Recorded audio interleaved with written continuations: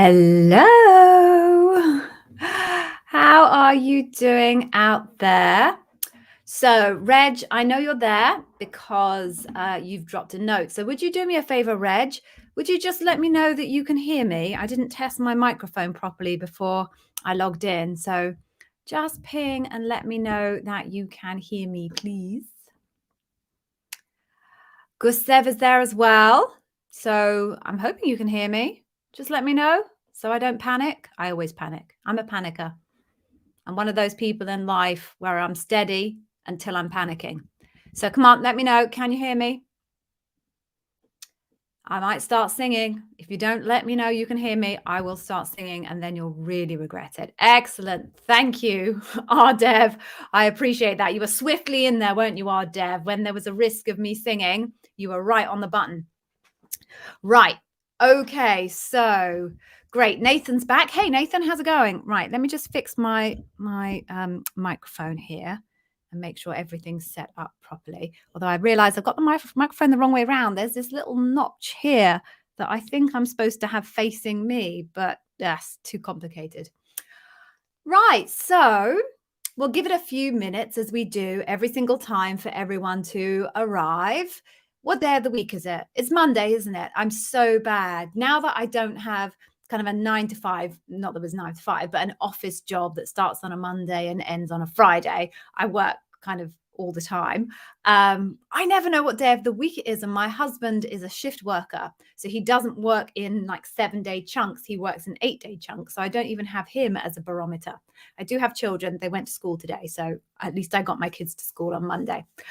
All right, so apologies for all of the mess back here that you can see. I was doing some other recording earlier on today, and it took me such a long time to get everything in the right place and get the lighting all set up in the right place that I thought if I moved it, I would never be able to get it back right again tomorrow. So I've just left all the rubbish lying around. So I hope I don't fall over it or anything. So apologies for the mess in my office.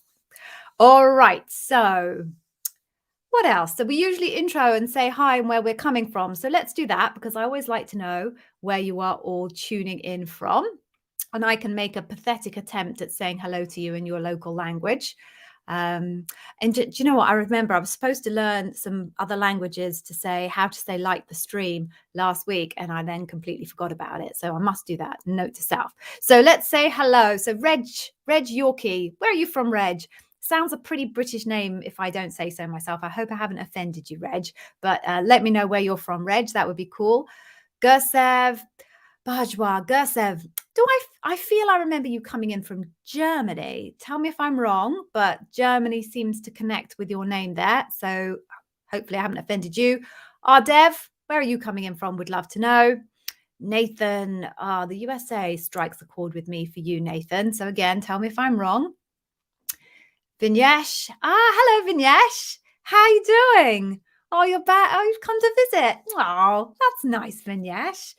I love it when my people come and support me. It makes me feel very special. So thanks for taking the time, Vignesh. I'm sure you've got a million other things that you could be doing.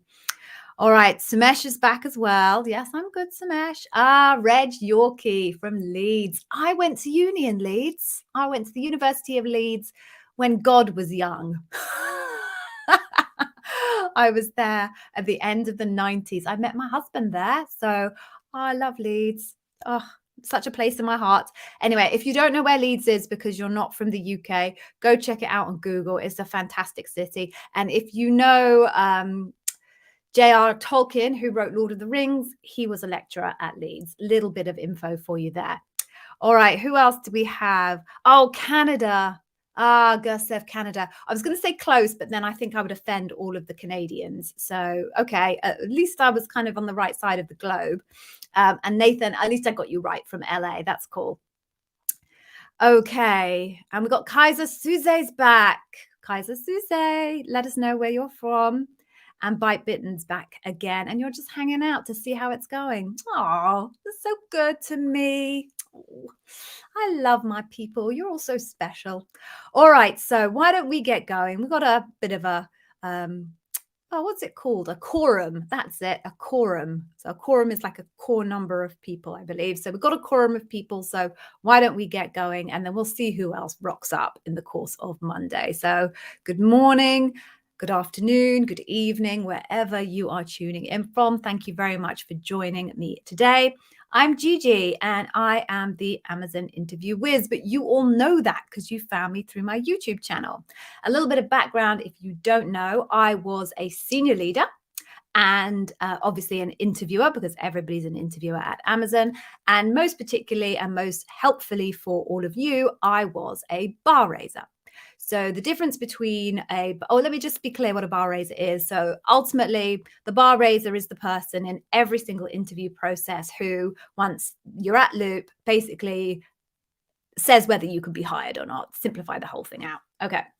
So the difference between a bar raiser and everybody else that interviews at Amazon is that if you are, for example, a recruiter, you will really only be interviewing either for other recruiters because you're hiring in and around your team, or in your specialist subject area. So most recruiters will have their own specialist kind of area, be it product managers, software development engineers, solutions designers, vendor managers, whatever. They'll have their own specialist area.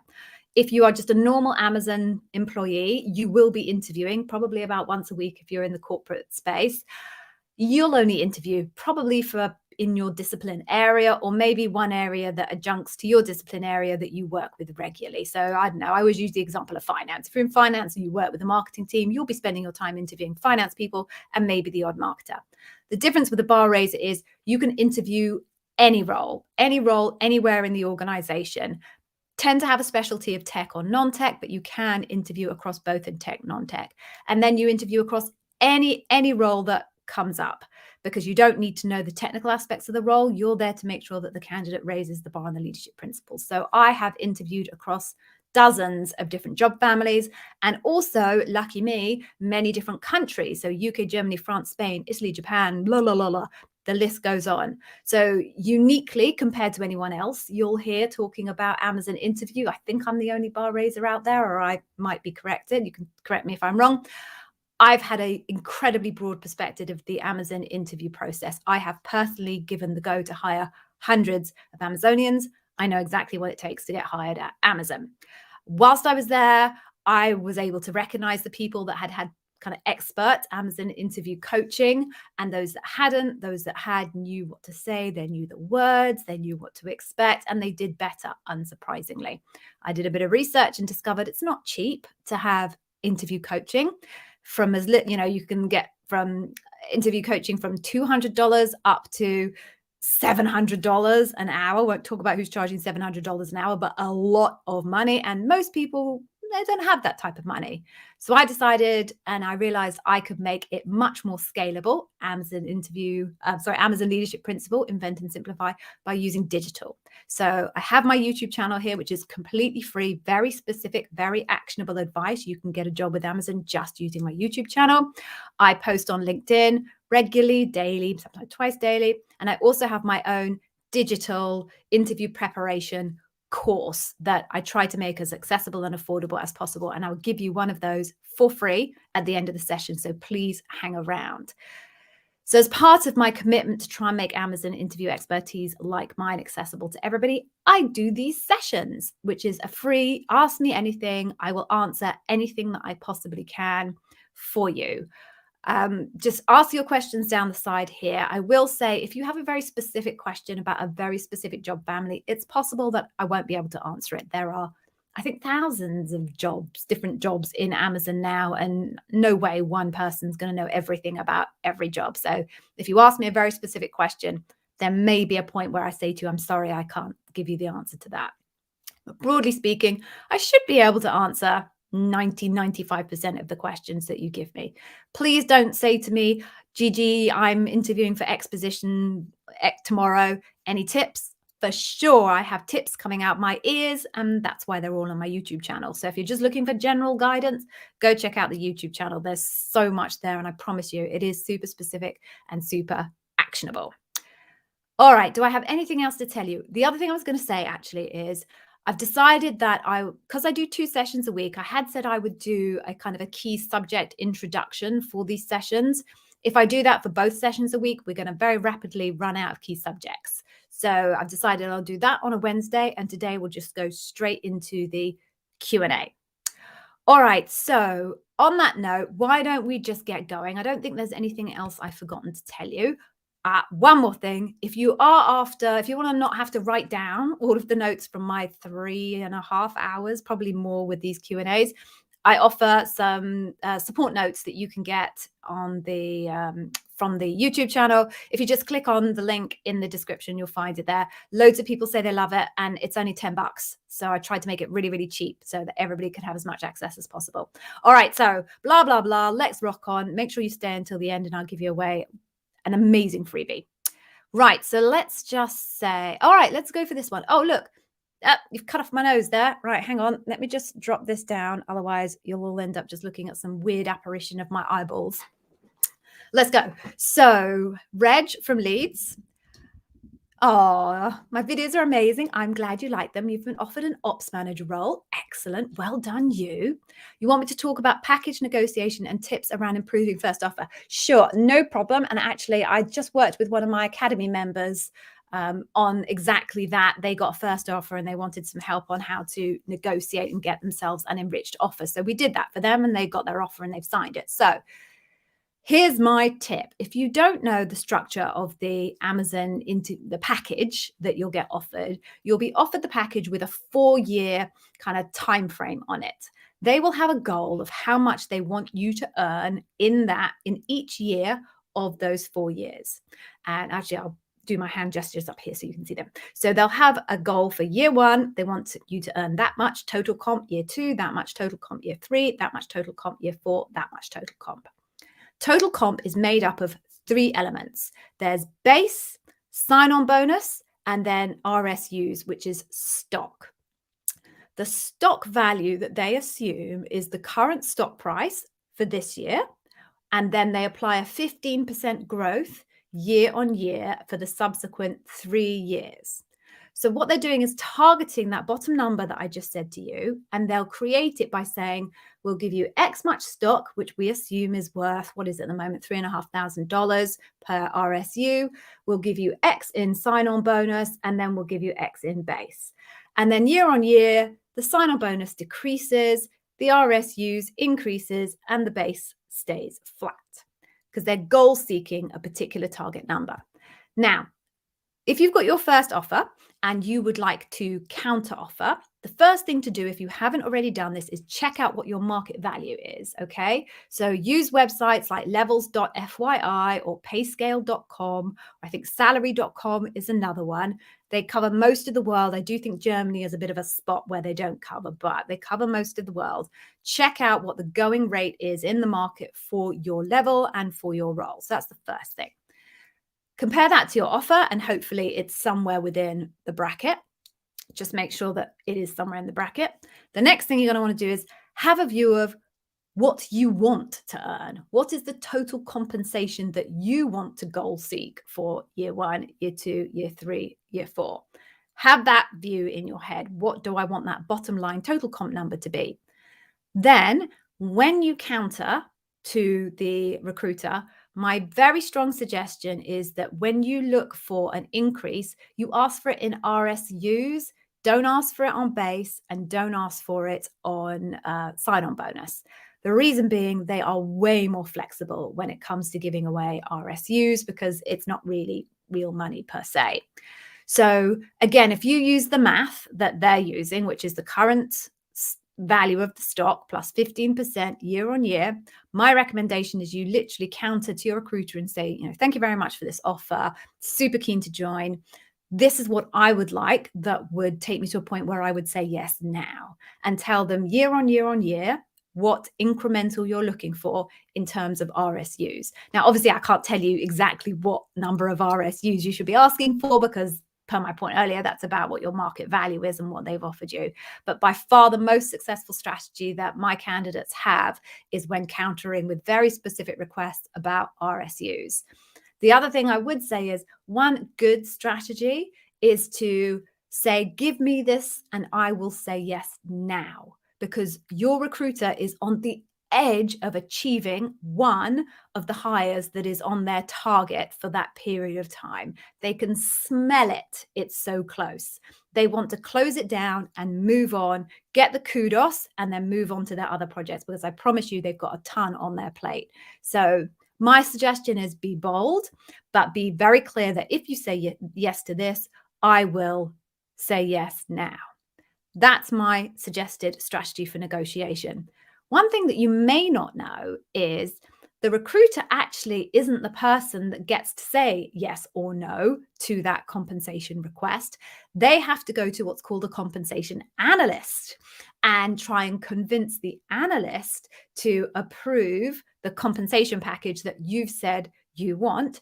And they're going to have to engage the hiring manager. Hiring manager doesn't have a huge amount of say in it. But if a candidate is looking for something particularly on the high end, then the hiring manager might have to get behind the recruiter if they have to put in a request for an exception to the comp analyst, which does happen sometimes. So there you go. That's my tip, Reg. I hope that works for you. Congrats on your role. Right, moving on then. Gusev's got his engineering role at AWS tomorrow. Good luck. Good luck.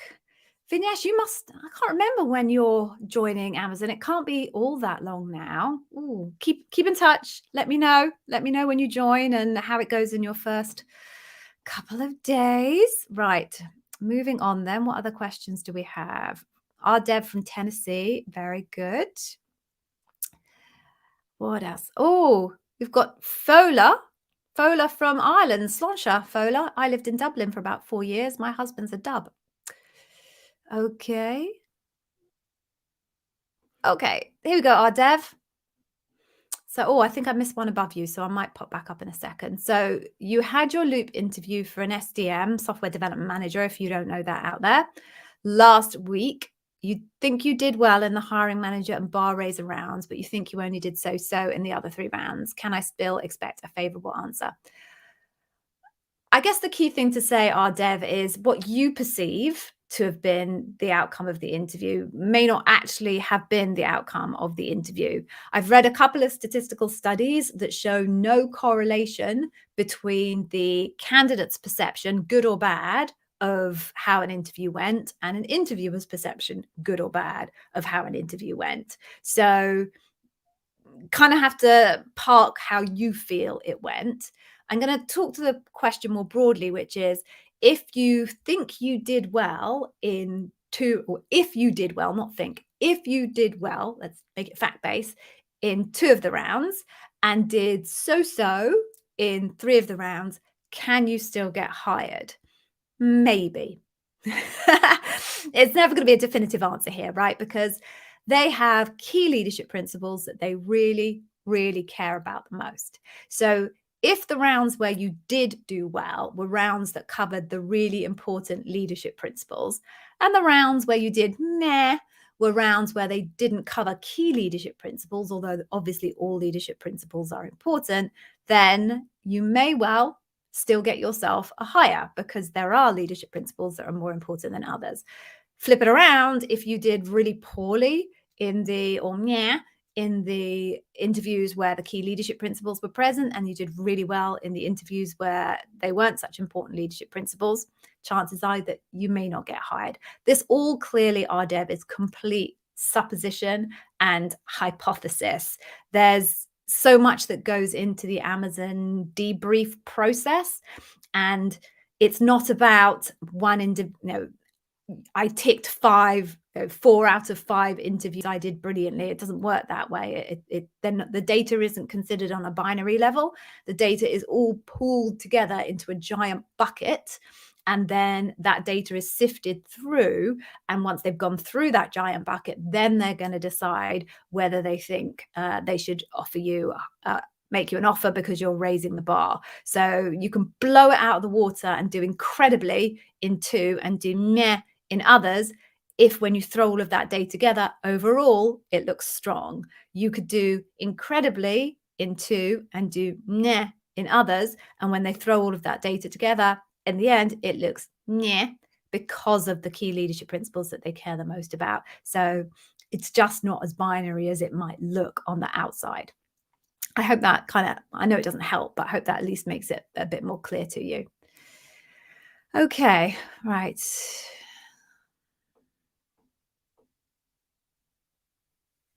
Okay. Right, as I said, no, please don't ask me for general tips. Give me specific questions. I can do something with specific questions.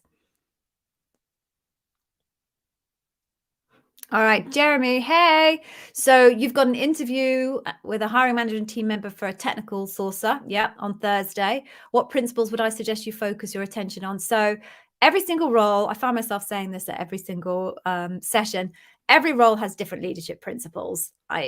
There's no core formula that I could say if you're interviewing for a program manager, it's got to be that, and if you're interviewing for a recruiter, it's got to be that.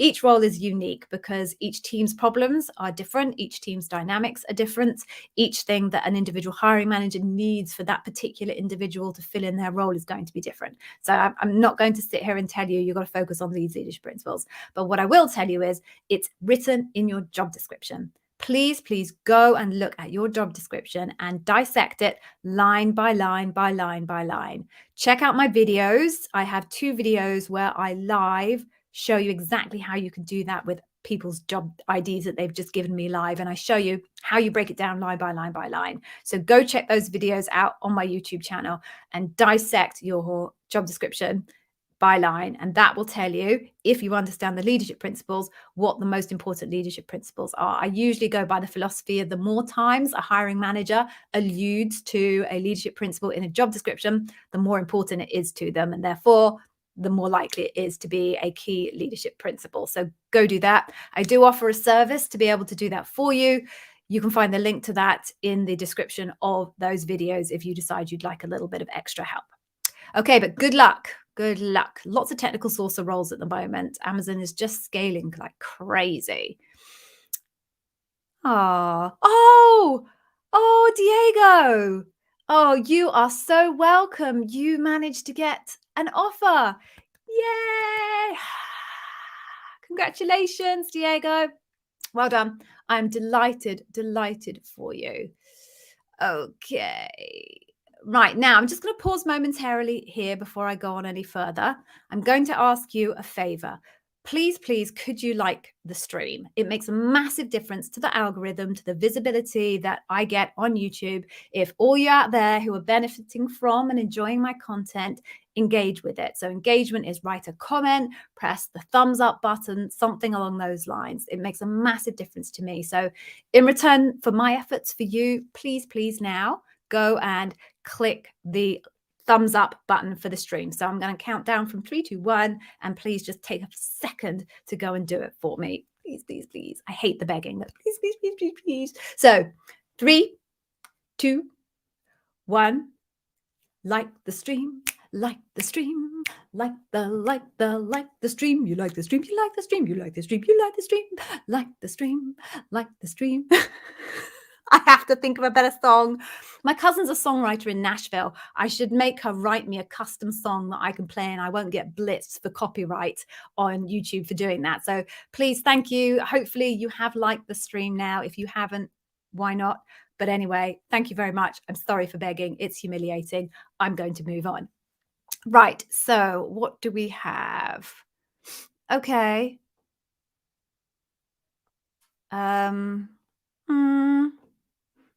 Drawing with gears. Oh, you're an Academy member. Awesome. And you've got 3 interviews, but it's been 8 business days and your application is still under consideration. There wasn't a hiring manager on the panel. Will there be another interview? Okay, drawing with gears. If you can, join the Academy members Q&A session that's on our Discord community at 7 p.m., which is an hour from now, and we can chat about it a little more. I have a couple of further questions for you in terms of the type of role that you were interviewing for, as to why there wasn't a hiring manager and whether there'll be another interview. So it's hard to say now. I'm going to assume that you can't join. If you can, lovely. But high level, I would say in most roles, a hiring manager should be on your loop. The only time where perhaps the hiring manager isn't going to be on the loop is when you are interviewing for a very high volume role where they're very, very similar roles. And pretty much everybody who's on the loop knows them so well, the hiring manager can rely on them to make a good decision. That tends to be brand manager type roles, junior account manager type roles. Other than that, I would expect a hiring manager to be on the loop because they're going to have to work with you, and therefore you'd want them to be part of the decision. In terms of the 8 days and you haven't got a response, if you look at the chat on our Discord, Drawing with Gears, you'll see that lots of the Academy members are also having the same issue. I believe from talking to my inside sources at Amazon, the recruiters are just having a really hard time keeping up. So don't be discouraged that it's been 8 days. That doesn't necessarily mean that it's a not inclined. It's more likely to mean they simply just are struggling to keep up. So I hope that helps. And if you can join in an hour's time, or we can talk a little bit more about the exact type of role, I can do that for you. Okay, moving on then. Okay, yep. Hey, Ashwin. So you've got a loop for an L6 product manager role. You've done the writing sample, cool. And you wrote about a small feature, which was part of a broader story, right? Can you still use the broader story for the loop interview? Yeah, absolutely. I would absolutely use it. I might just, if you use that example in your interview, it might just be worth referencing the fact that I did use a part of this story or an element of this story in my written sample, just to kind of nod to it, so that when they look at your written sample, which the bar raiser and the hiring manager must do, not everyone's obliged to. The hiring manager and the bar raiser must read the written sample, but should they read your written sample, they'll just put 2 and 2 together and realize it's part of a bigger story. So yeah, that is absolutely fine, Ashwin. Good luck with your loop. I hope it goes well. Okay, what other questions do we have here?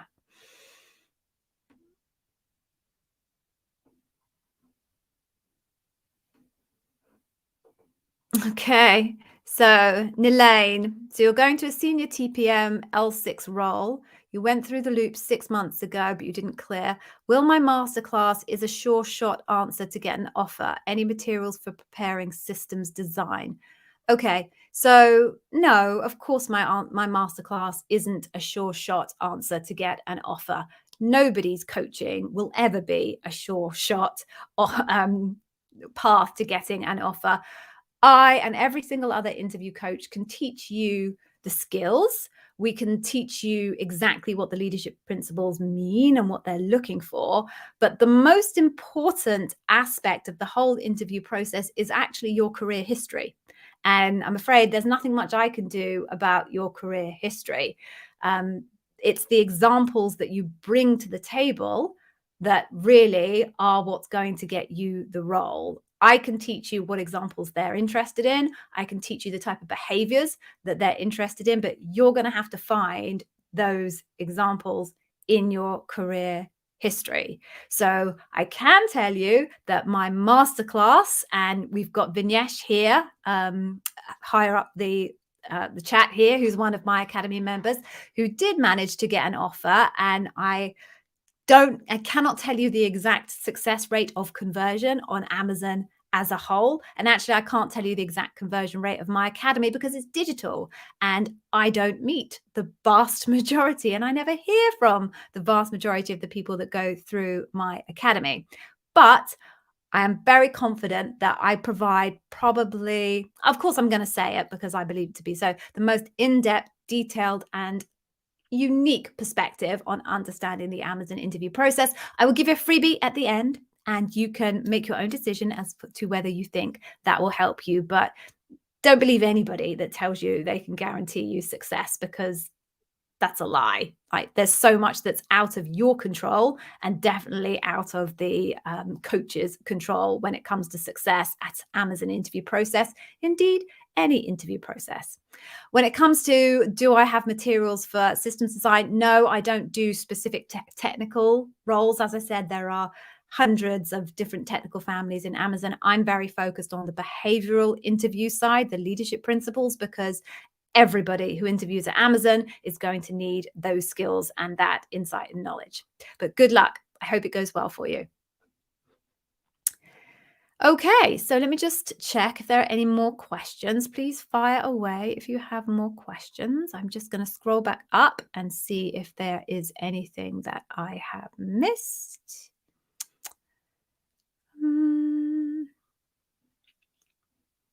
Scrolling. That's a song, isn't it? Oh, my dad used to sing that to me. Gosh, that's a crazy memory. Okay. All right. So any new questions, everyone? You're all a bit quiet today. Maybe it's because it's Monday. Mondays are always rough. Let me just scroll back up again and see if I've missed anything. Oh, move that out of the way as well. I didn't realize that you could see that. All right. Oh, well, we're very quiet today. So unless anybody's got anything new that they want to ask me, it looks like we might wrap up super early, which is unusual. Don't be shy. Don't be shy. Not quite sure what to do at this point. Do you want me to sing another song? You don't really. You really don't want me to sing another song. All right. So I'm here if you need me. But it looks like there's not a lot of questions trucking out today. Let me just see if I missed one.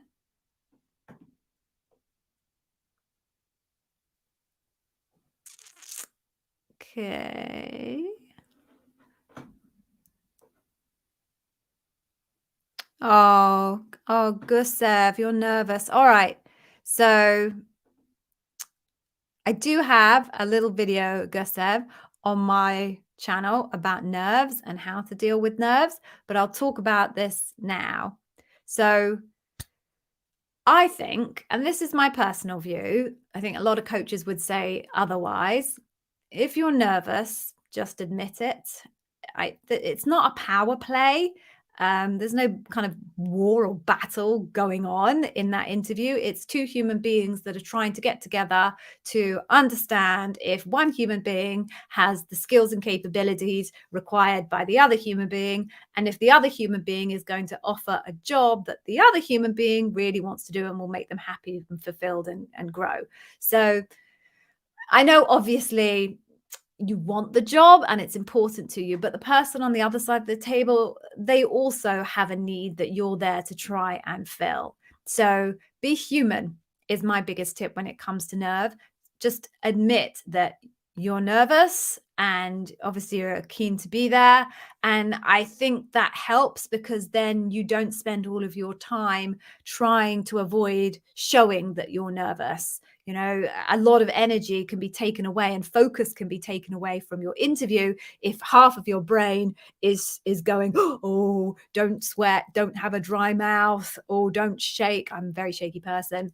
Just you can let all of that go by just admitting to your it's not even admission sounds like it's some kind of failure, by sharing with your interviewer that you are a little bit nervous, and they in turn will be able to help you be less nervous. They'll adapt their body language, they'll hopefully moderate their tonality of their voice, because they in turn want you to do well, because they don't want to have to interview anymore.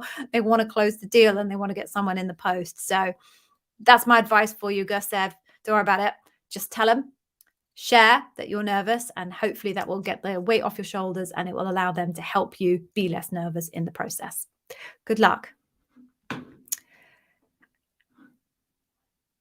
Okay. Yeah. Rachel O. Hey, Rachel O. Can tell me about yourself be repeated to all the panels? Right. I mean, I hate the tell me about yourself question. I think it's a terrible question. I think it's a terrible question because quite frankly, it means that the interviewer doesn't actually know what they want to know. Otherwise, they'd ask you a specific question.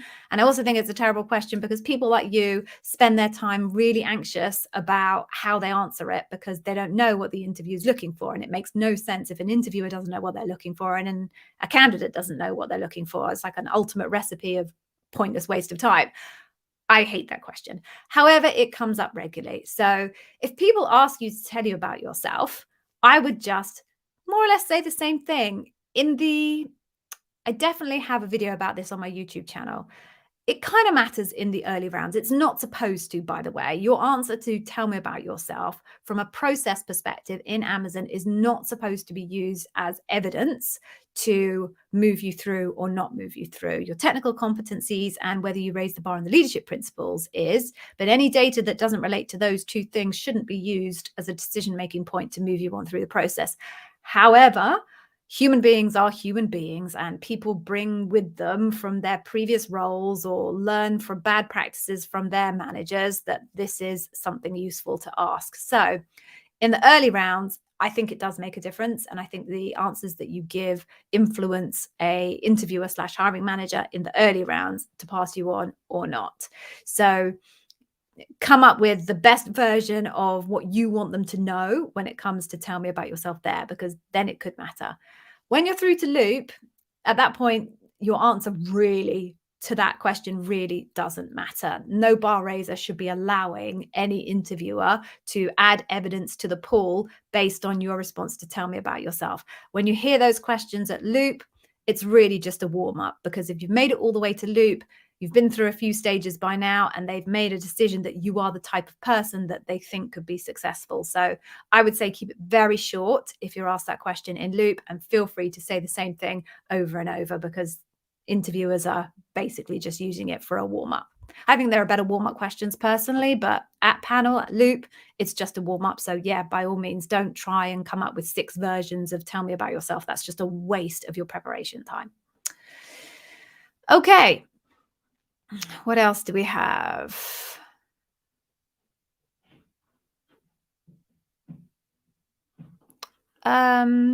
Okay, hey, Hiren, you have an interview for a business analyst role and it is a technical round. The interviewer is a senior program manager. Is it usual for such a senior person to take the first technical interview?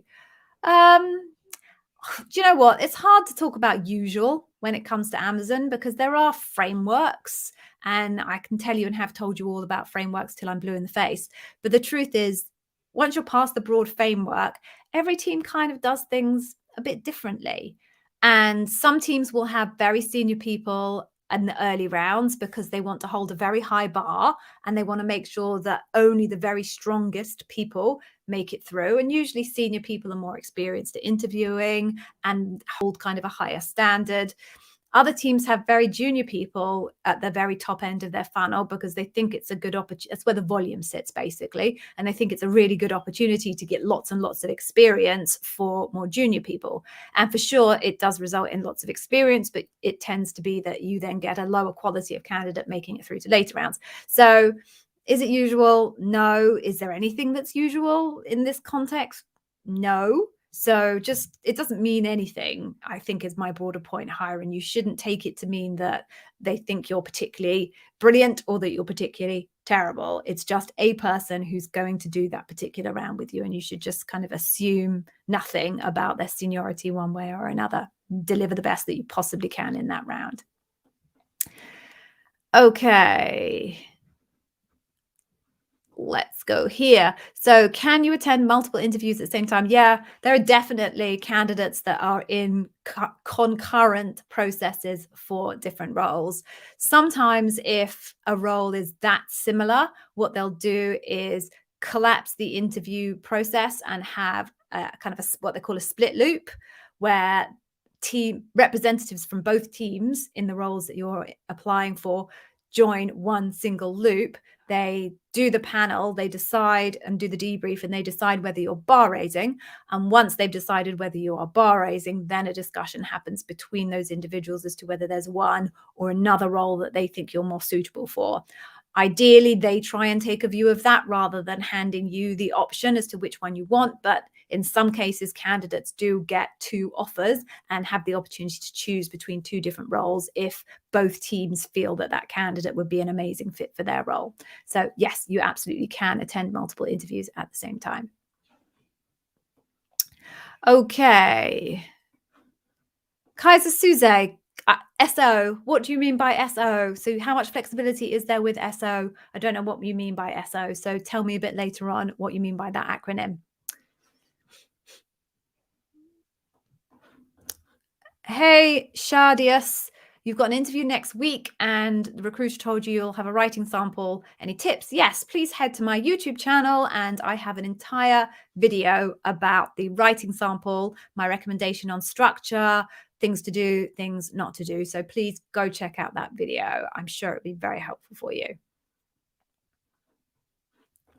Hey, Reg, do I have a separate video on my channel about comp? No, I do not have on my channel information about comp and salary negotiation, but there is somebody who I feature on my YouTube channel called Amy Miller.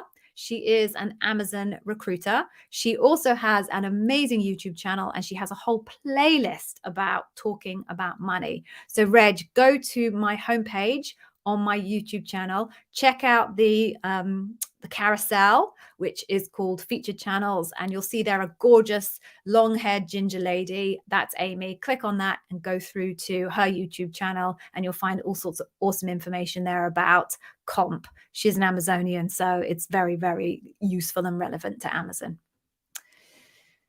And tell her I said hi if you go to her channel. Okay, what else do we have?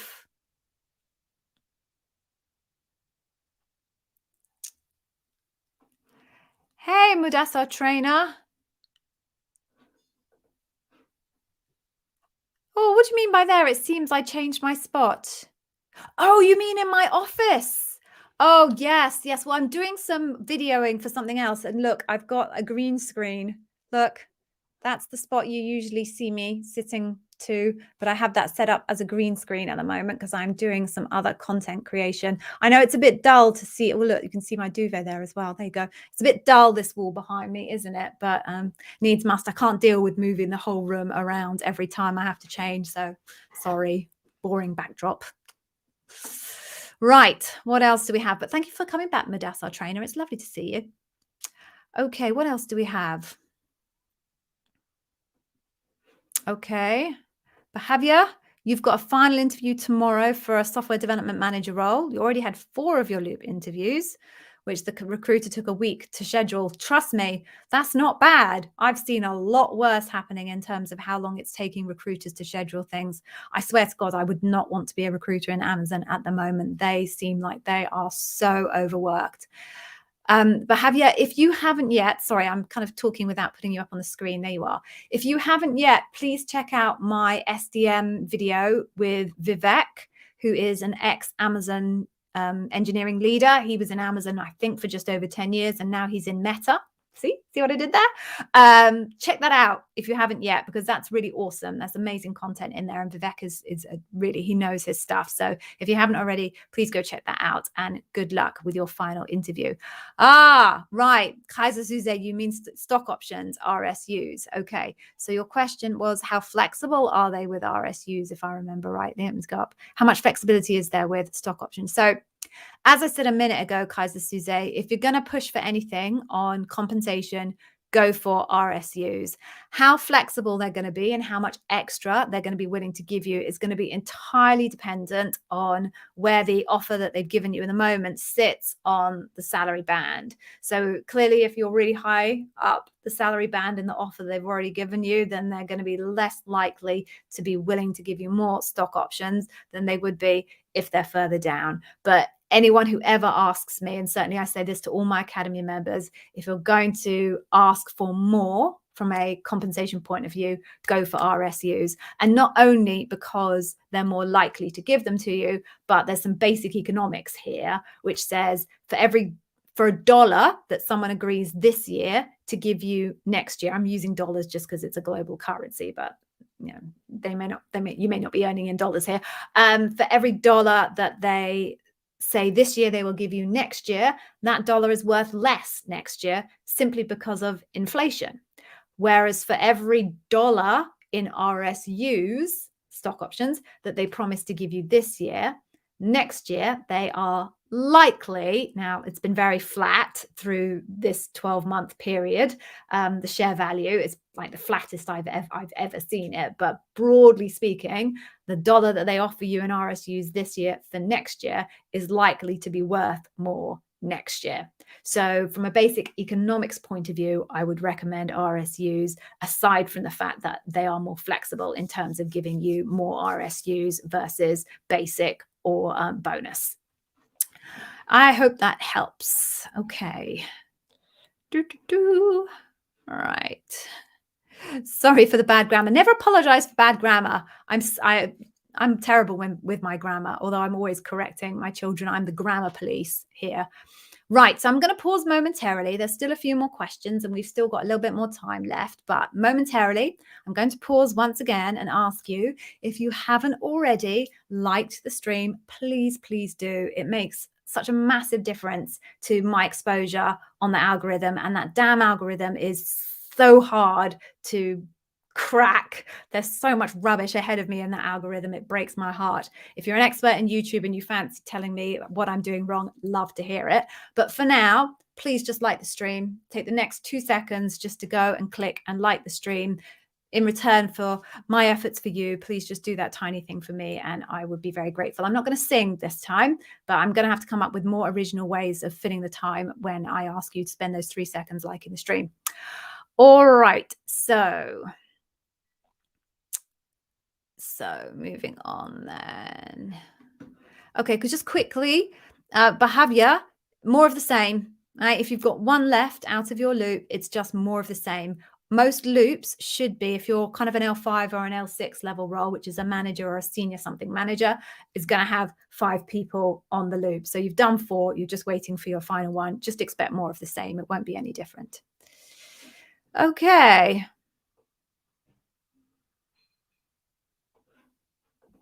Hi, Rosanna. So you had your first interview with HR today and they asked you about your background and you answered, and after that they explained about the next steps. No question about the principal's bad sign. My question, Rosanna, is, was it actually what Amazon would consider to be an interview, or was that the recruiter screen? Where the recruiter screening is different. It's a kind of a step before the hiring manager gets anywhere near your resume, where the recruiter literally just tries to get a sense of, are you a good fit for the role? In a recruiter screening call, they will exactly that, just do a little bit of exploration of your background, talk about the role, get to a point of comfort where they feel that you probably have the right skills for the role and that you know enough about the role so that if they were to invite you to interview, you would come with a good sense of that this was the type of thing you wanted to do. From the description that you've just given me, I think you went through a recruiter screening rather than an actual first round interview. That's my guess. Now, obviously, I can't say that's definitively because I wasn't there and I'm not in the process, but I think you had a recruiter screening, and from your description, it went exactly as it should have done. Okay, moving on.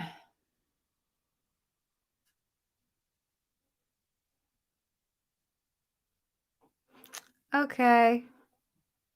Asha, so you had a loop for a senior TPM for 4 rounds. There was a 5th round after 1 week. So again, it sounds like they just couldn't get everyone together at the same time. And therefore you've got this laggard one final interview.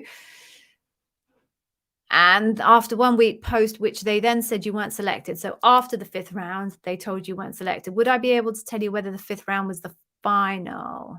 Okay. So they told you that you weren't selected. So yes, that sounds like you did a normal loop, but it was bizarrely broken down by 4 of them in one group, and then one laggard person who couldn't organize their diary, I suppose, to interview you for the final round of the loop. And then the outcome of that was that they decided not to move forward with you. So yes, I would believe that would be your final round and that you wouldn't be expecting to hear anything more from Amazon on that particular application. Okay, what else do we have?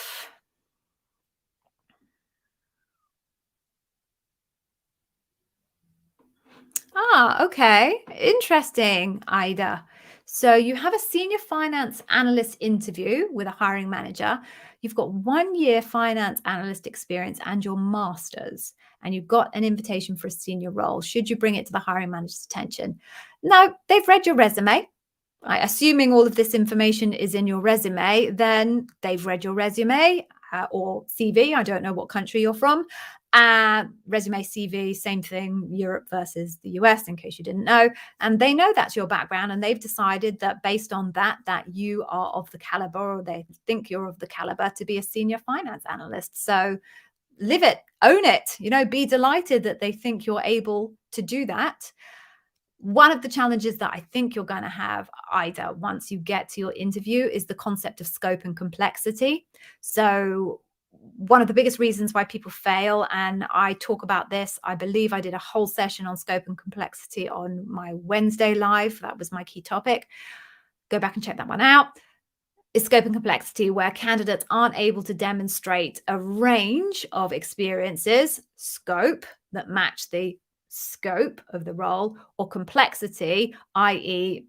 problems or challenges that are just like got lots of different strands to them.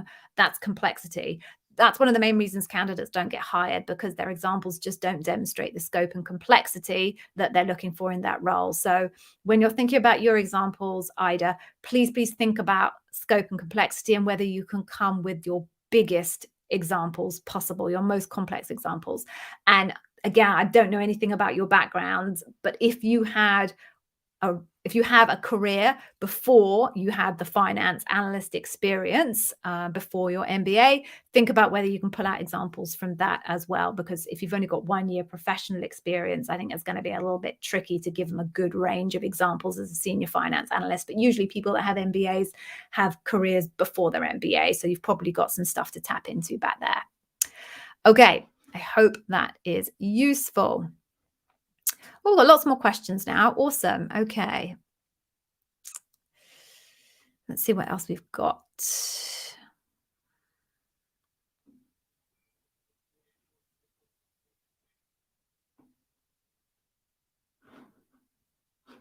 All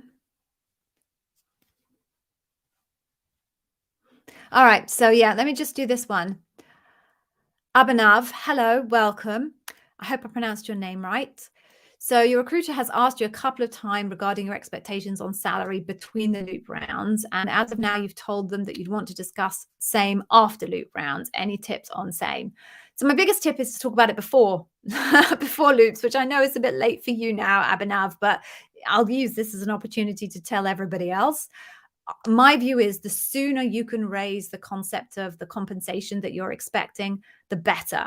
Because the worst case scenario is if you get all the way through to offer, and this has happened to a friend of mine, and not one of my candidates, but a friend of the family who I was helping. She got all the way through to getting an offer only to discover that the compensation that they were going to offer her was nowhere near what she needed to be able to live. And she couldn't get what she needed to live because that just wasn't available within the range of the role that she had interviewed for. Now, had she known that at the very beginning, she wouldn't have wasted her time interviewing, and Amazon wouldn't have wasted, 15 hours interviewing her. So my biggest suggestion for all of you out there is talk about comp as early as possible. Do your homework, as I said, levels.fyi, salary.com, payscale.com, and try and find out what your market value is and raise it with your recruiter as soon as it makes sense to raise it with your recruiter. Obviously, Abhinav, at this point, like, that advice is zero help to you. So my tip doesn't change materially. Make sure that you've done your research and you know what the market going rate is for your particular role in your particular location. Then have a view of what your bottom line is. What will you walk away from per my family friend, and what your target is, and then go into your negotiations with that in mind. And then everything else I said a little bit earlier about RSUs and negotiating with RSUs comes in. So I hope that is helpful for you. Okay, right. So Richard, hello, Richard. So you've got a shift area manager role interview coming up. Can I point you to leadership principles? No. So I'll say what I said a little bit earlier is they tend to be very different, but it'll all be written in your job description. Please go and look at my video about job descriptions and how you deconstruct them. And then if you would like some more support, I have a service that I can offer you, and the link is in the description. But please just go through your job description line by line by line. What I wanted to say to you is no, there will be no technical questions. There won't be any technical questions for area manager roles. So good luck. Please check out that video, which is in my lives section. It's also on my storefront. I used to work in Prime Video. So I think in terms of storefronts, there's a carousel there with it in there. Okay.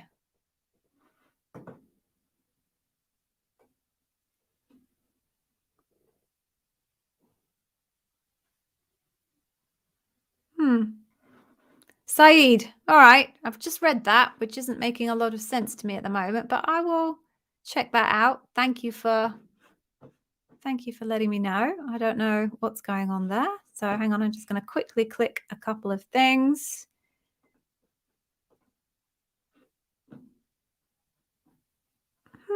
Strange. Okay, thanks, Saeed. I'm going to check that out and see if I can work out what you mean by there. Okay. Okay.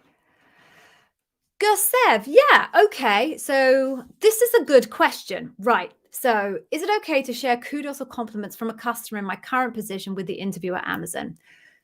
This is a really good thing to do when you're talking about results. So hopefully you all know about the STAR structure: situation, task, action, result, improvement. If you don't know about the I bit, please do check out my video called The Hidden Amazon Leadership Principle. When you're talking about results, it's always a nice idea if you do have anecdotal feedback to share with the interviewer. So always go to your results section with some data if you possibly can. The outcome was I delivered X versus a target of Y, or we delivered X, which was X percentage above run rate year on year, whatever it is. And then you can add into it a nice little human anecdote. And my customer sent my senior manager an email which said blah, blah, blah, blah, blah. Now, don't read it word for word or hand them a piece of paper, or you can't hand them a piece of paper because you're not in the same room as them anymore. But adding in a little bit of anecdotal feedback from your customers or from your colleagues or from your senior managers into the result part of your interview example can be really, really powerful. So Gustav, I would suggest trying to use that current customer feedback in one of your examples as part of the results. Okay, moving on then. What else do we have? Just doing a time check. Oh, we've only got 3 minutes left. How did that happen? All right, let's just have a quick look and see if there is anything else.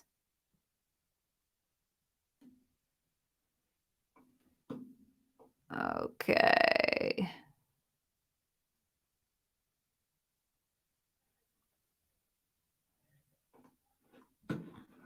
Okay, I'll just cover this off briefly. So, Ida, can we reject it if you mention out of range salary? Let's max limit as 120, and if you mention 130, does it affect candidacy? It's not going to affect your candidacy. Gosh, why am I having a hard time saying that? Candidacy. That's embarrassing. Your recruiter should just simply say to you, actually, that's a little bit higher than the top end of our range.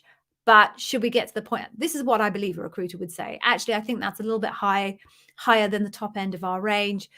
We might be able to do something about it once we get to the point where we want to make you an offer. They're not going to discount you because you've said that your range, because you're going to give them a range, is from there to there, and their range is from there to there. You just want to make sure that your expectations are managed and that your recruiter's expectations are managed.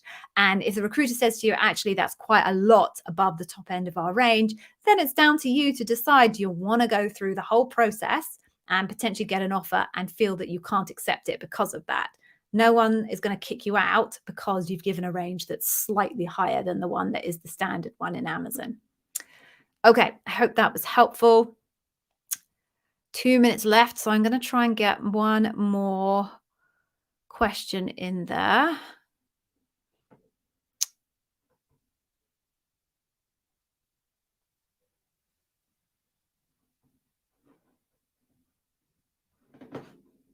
Sorry, I'm just being a bit quiet. I'm trying to pick one that I think is going to be useful.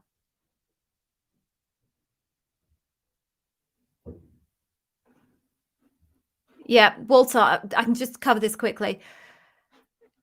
Should you reach out to the recruiter via email to ask about compensation or wait until your second interview is completed with the hiring manager? Look, if it was me, Walter, I would just reach out to the recruiter and just say, do you know what? I should have mentioned this earlier. I just want to check in terms of what the compensation range is for this role.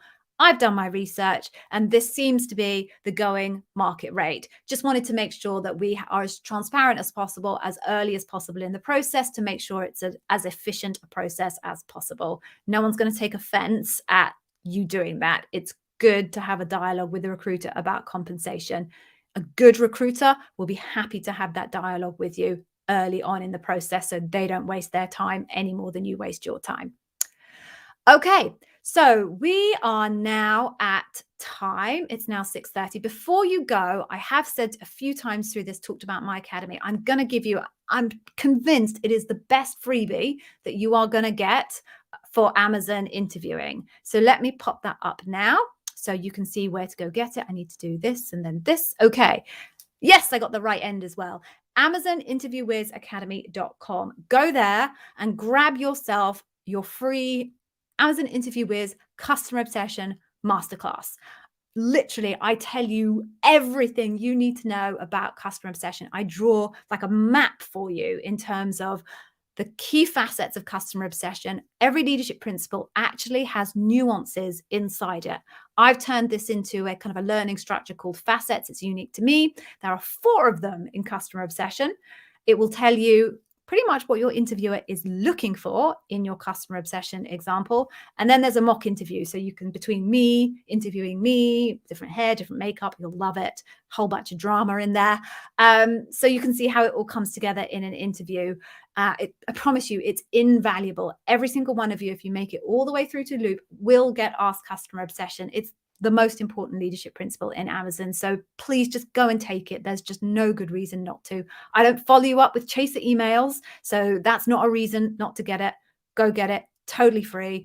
I was always going to give one away, and I give that one because I know even if you don't love my product, even if you don't invest in further in terms of your preparation when it comes to the Amazon Interview Wiz Academy, at least I know what I've given you isn't wasted, and you will definitely get value out of it. There's nothing I hate more than waste in so many ways.